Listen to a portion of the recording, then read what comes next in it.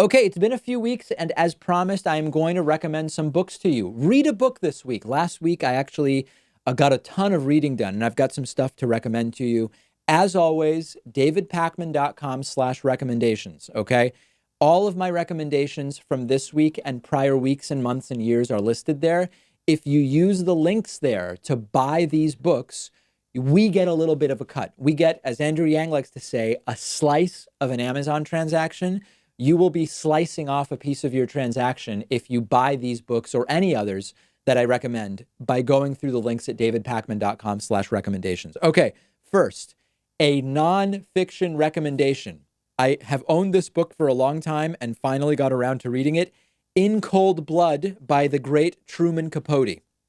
This is a nonfiction, but it's really it's literary prose of the highest level. But it is really a sort of following a police investigation of a series of horrible murders that happened in Holcomb, Kansas. It is Kansas, right? I hope I'm saying that correctly. It is top-notch Truman Capote. It is an extraordinary story that is all the more horrible because it is real, and it simultaneously follows and then weaves together the story of those who were murdered, the story of the murderers, and the story of the multi-agency investigation that took place in the late 50s. And it is also interesting, just, it's the background of this is Kansas society in the middle of the 20th century. And that is also really, really interesting to look at culturally. So I highly recommend this book, In Cold Blood by Truman Capote. I have two fiction recommendations for you today. Now, the first one, this may come as a shock to some people because I don't typically recommend this type of thing. I had never read anything by Stephen King in my life until a few months ago.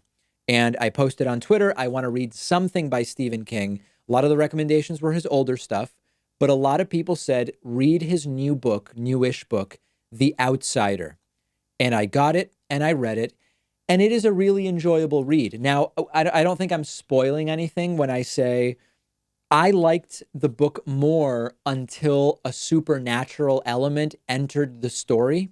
I'll just say that to avoid ruining it for everybody. Because I'm just not really I like sci-fi, but I'm not into sort of like fantasy elements, although magical realism I do like. But in any case, it's a quick read despite being nearly 600 pages or something like that, 500 pages. It is a relatively quick read. It was enjoyable, and it would probably get me to read another Stephen King book in a year or something like that. That is one recommendation. Here is another fiction recommendation, and this is I would say one of my favorite new fiction books. What year is this from? From the last couple of years. It's from 2018. Okay, in any case, this book is The Knicks by Nathan Hill. Okay?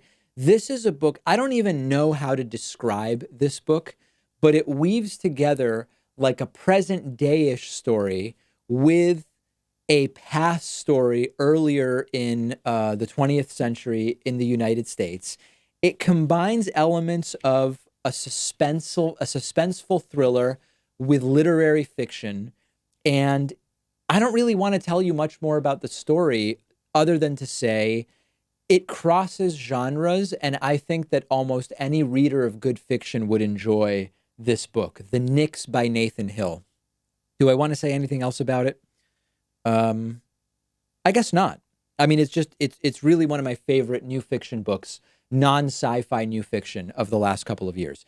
3 recommendations for you. Read one of them, read all of them, read something else from my list of recommendations at davidpakman.com/recommendations.